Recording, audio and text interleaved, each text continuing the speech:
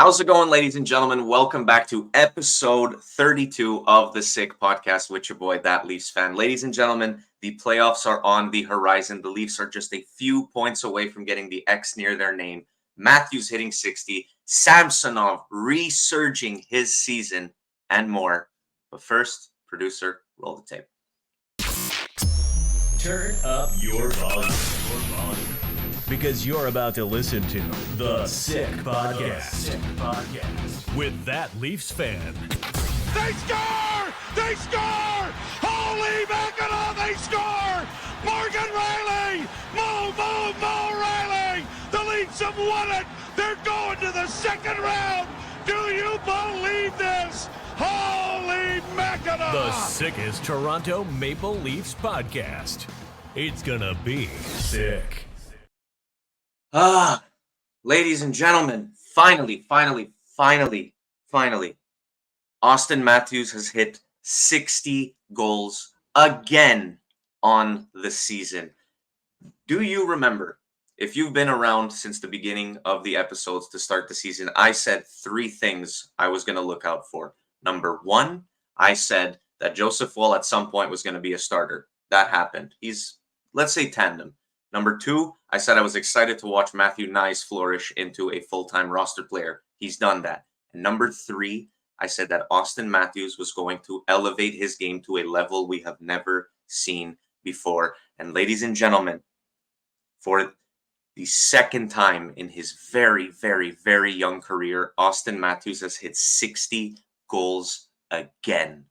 To put into perspective just how crazy that is, because I don't think people recognize how insane this stat is. Alexander Ovechkin doesn't even have 2 seasons with 60 goals. That is one of, if not the greatest goal scorer any of us have ever witnessed in our lives, and maybe forever. Even he does not have 2 seasons with 60 goals. Auston Matthews is 26 years old. 26 years old. There's people who are still studying in university, working on their degree, not even starting their career yet. This guy is 26 years old and already has 2 seasons with 60 or more. Because this season, he actually, his career high is 60 goals plateau. Like, he's never gotten 61, but he has 9 games left to do it, to go and try to hit the 70 mark. Matter of fact, 66 would set the record in the 21st century for most goals by an individual in a single season. Ladies and gentlemen, if you're a Leafs fan, if you're a hockey fan, love him or hate him, make all the jokes you will. I've posted a few videos about Matthews hitting 60, and 90% of the comment section was like, oh, well, I want to see him do it in the playoffs. Rent-free, bro. Stay mad. Don't know what to tell you. If you've watched his game this year, and especially over the past couple of seasons, and really, like, this year it kind of all came together. This guy can score from anywhere, can score from any fashion, can score at any time, and he also has a two-way game. Like, not only does this guy produce, but he is also very defensively responsible. He is probably one of the best stick checkers I have ever seen. Like, his attention to detail, just like the little lift of the stick, the whole play changes. The whole dynamic, breakdown of the play is completely different when he does so. So there is so many different aspects to the game, but the main component is that this guy is one of the most natural goal scorers. Matter of fact, he is the most natural goal scorer I have ever seen as a Leafs fan. He is easily the best Leafs player there has. If Auston Matthews wins a Stanley Cup in Toronto, we're going there now, okay? First of all, so this whole, I don't know what you want to call it, this whole conservative approach now to the Leafs season, that's out the window, guys. The playoffs are on their way, okay?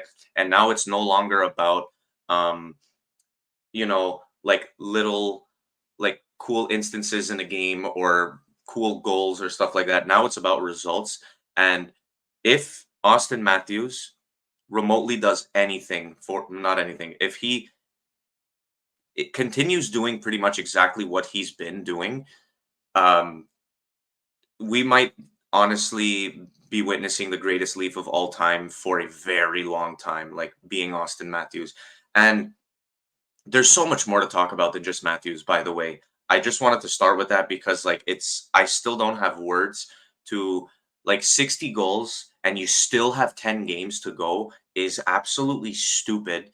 And the fact that if you literally add 10 goals to all the people under him, he's, if I'm not mistaken, maybe 1 goal away from still being first. If you take away 10 goals from that's stupid. That's completely stupid. It makes no sense. Don't try to understand it. There's no sense to it. It's nonsensical. It's bananas. He's insane. Auston Matthews is a freak of nature. Unbelievable. Speaking of unbelievable, and this is actually, I really feel like if you're not a Leafs fan, this was really like lost in, like it was completely lost in the storyline. So the night that Auston Matthews hit 60 goals, Ilya Samsonov also gets a shutout versus the Buffalo Sabres. Now you're like, okay, shutout. Seen that a couple of times. Nothing special. I mean, it's nice. It's, you know, if your goalie's letting in 0 goals, all you got to do is score 1 and you win the game. But there's something about the fact that Ilya Samsonov got a 3-0 shutout against the Buffalo Sabres in KeyBank Arena. And here is why. Just 3 months ago, less than 3 months ago, January 10th, Ilya Samsonov let in 9 goals versus the Buffalo Sabres in Buffalo. And following that game, many people, almost everybody, including myself, I'm not going to give myself the carte blanche here. He was not playable. Ilya Samsonov was not playable. He was not capable of starting. When he was in nets, we really didn't give ourselves a chance to win the game. 3 months ago, he gets waived. Nobody takes him. Everyone passes on him. He has 10 days. He doesn't even play a game with the Marlies. And then something magical happens. Ilya Samsonov returns to the net for the first time after being waived, after letting in 9. And he plays good. All right, well, I'm not convinced, you know. Maybe an off night. Got to see 5-10 more performances. Ilya Samsonov, since returning from being waived, is 15-4-1. He has 2 shutouts. He has a .914 save percentage, which 10 years ago probably seemed around league average. League average this year in the NHL, if I'm not mistaken, has fallen below 900. .914 is insane. It's very good, especially for a guy who was literally not seen as playable 3 months ago. Like 3 months ago. In the same year, 2024, he was not playable, and now he's looking like he's going to be our starting. He looks like we got Sammy back. Like Samsonov is back. And the fact that he got a 3-0 shutout in the same arena that he lost 9-3, and that was the reason he got waived, and to do it against the same team, and the saves he made, there was a Sammy chant. Like, Sammy, loudest I've ever seen a Leafs game. The game wasn't even in Toronto.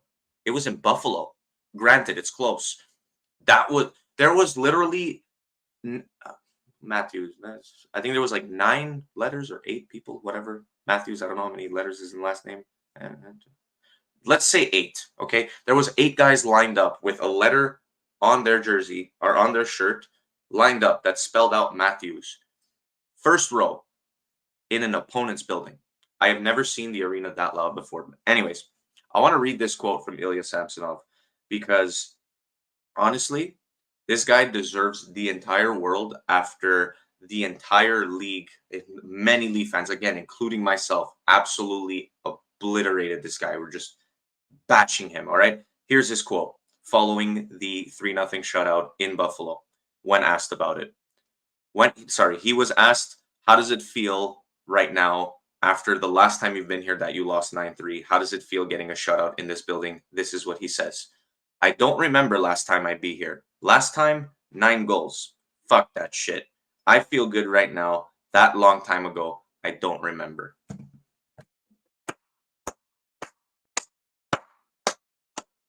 You are talking about a guy, okay, like let me put something into perspective. Ilya Samsonov is from Russia. He does not come from here. He literally was born on the other side of the planet, okay? Now, his English language is developing. It's not very strong yet for him. Like he's He's very like he'll speak very choppy, like 2, 3 words at once to like formulate a whole sentence. He's like it's very basic at best. And if you think about it, right? Let's say you go to another country, okay? This whole episode is probably gonna surround Samsonov because honestly, like Matthews hitting 60, incredible. I think the resurgence of Ilya Samsonov is one of the most underrated things to happen for the Leafs and in the NHL for that fact all season. You are talking about a guy who comes from literally the other side of the planet, speaks a completely different language with a completely different alphabet, to be frank, comes to Canada, plays for Toronto, wins us our first round in like 20 years, has a horrible start to the season, and the entire internet, all of social media, absolutely bashing this guy. Like he did not want to look at himself in the mirror after a game. Like you saw it in his face. And then something incredible happened. He takes 10 days off. He comes back and he's like, holy shit, I'm Ilya Samsonov. And the rest is history. It's absolutely incredible to go through what he's gone through in such a short period of time and playing in such a big market in Toronto, one of the biggest hockey markets in the world, arguably the biggest, like love it or hate it, it's true. And to have a season turnaround like that, it's absolutely I don't even know how that must have felt to literally have a standing ovation in the exact same arena that isn't your home arena, having a standing ovation from the crowd in the same arena that you literally got booted out of and that caused you to like practically lose your job, possibly your career, and then come back and get a standing ovation from the crowd in the same arena. It's absolutely incredible. Like I'm so happy for him. It's amazing. It's truly I don't know. I think it's like the most it was honestly touching to see this guy's reaction. Like you see the genuine, like human to human. You saw him in the interview and you're like, this is one of like it's such a good story. Like it's such a good story. It's stories we live for. It's like down and out. Ain't about how hard you hit. It's about how hard you get hit and keep moving forward type of story. And it's developing more and more and more. And good for him. Good for him. Good for him as a human. Whether you love the Leafs, whether you hate the Leafs, whether you love hockey, whether you've never even heard of the word hockey, it's a great story. It's amazing. And I'm so happy for Ilya Samsonov. And it is so, so crucial as well. The reason I say that, for a very long portion of the Leafs season, the last like say month and a half, 2 months, the Leafs have gone through stretches of just missing players. We lost Riley through the suspension. Marner's been out for like better part of a month now. And Riley's also kind of dealing with something. Kelly Yarncroke in and out of the lineup. Now he's out because he had an injury. Edmondson missing this game. A lot of bugs going around the team. We saw Bertuzzi miss a game. We saw Matthews nearly miss a game. A lot of different players going through it. The team as a whole going through it. But they're finding a way. They're finding a way to win. And I think forget the points because I mean I kind of knew this at the beginning of the season before it started. I even said it. The Leafs are going to have a worse statistical season in terms of points, but overall their team is going to gel a lot more and look to be a lot more of a playoff style team. What I mean by that is they're a lot more like fuck with my teammate, you're fucking with all of us. It's not just you can go hit whoever you want. We're going to let it slide. Literally against the game, that made no sense. In the game against the Sabres, where Rasmus Dahlin literally cross-checked TJ Brody into the board.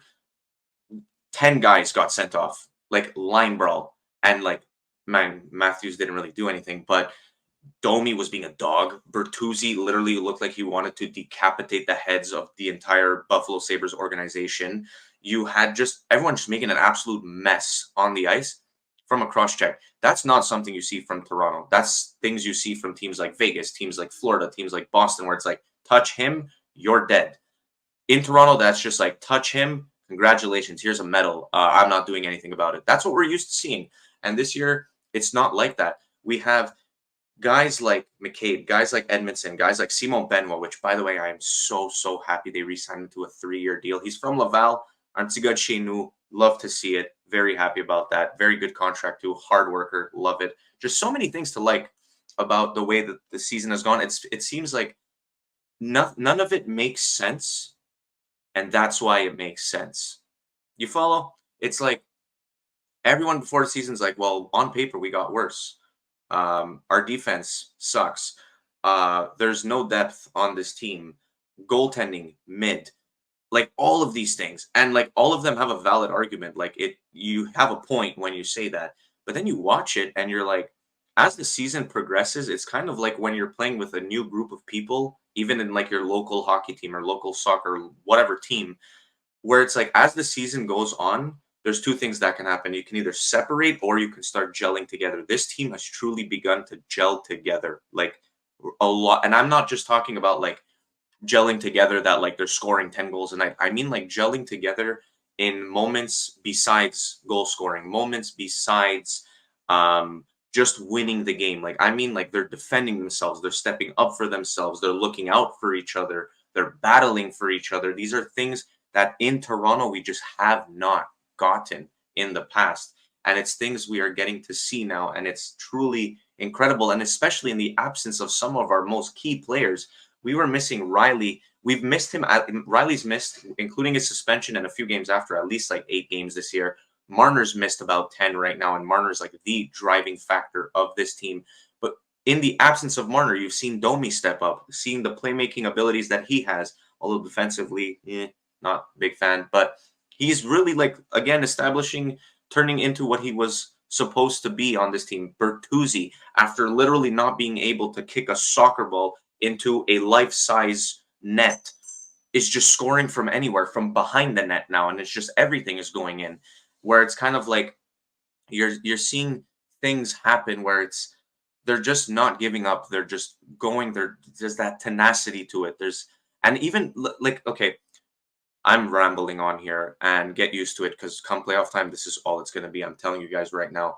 But the thing that I think the most of this Leafs team, because look, scoring has always been there.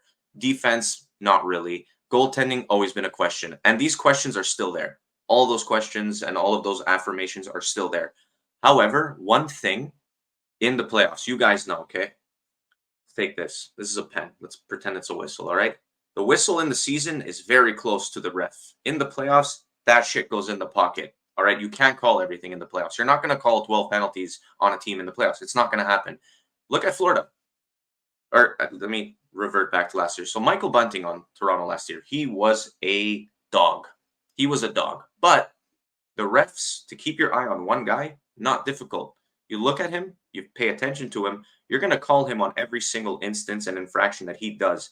Now, you look at the rest of the team last year, we didn't have other guys that were going to be a dog like Bunting. But now you look at this season.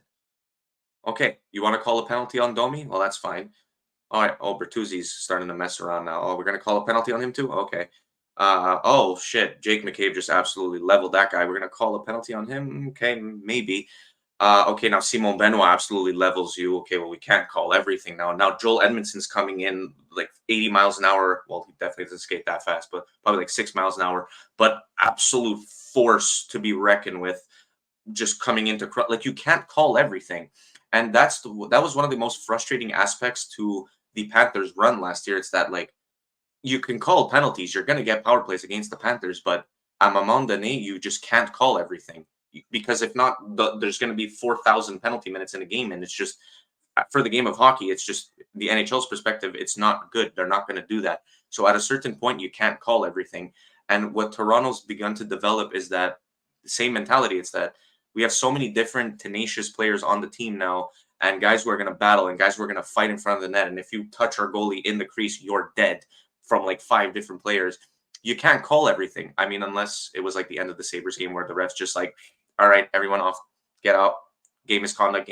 There was like 8 handed out. Anyways, so it's just this new style that's no longer just about skill. It's no longer just about goal scoring. It's no longer just about the top 4. It is now about the gritty areas of the ice, the grimy corner battles, the clearing the net front, if you want to stand in front of my goalie and just look at him the wrong way after the whistle, we're all going to kill you. It's that style that'll win you games in the playoffs because eventually, if you hit a guy so many times, like you saw it against the Oilers, look at the perfect example, Leon Draisaitl, one of the best players in the NHL, Joel Edmondson, league average defenseman at best,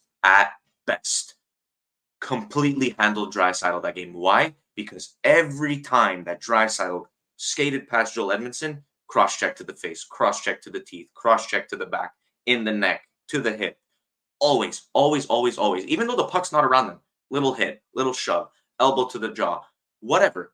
Is it all clean? Absolutely not. But that's just hockey. That's just what it is. It's if you can't beat the game, if you can't beat the strategy, use the strategy. Same thing. We Leaf fans always complain, damn, like these are penalties. Like you missed like 5 calls. It's like, yeah, they're not gonna call everything.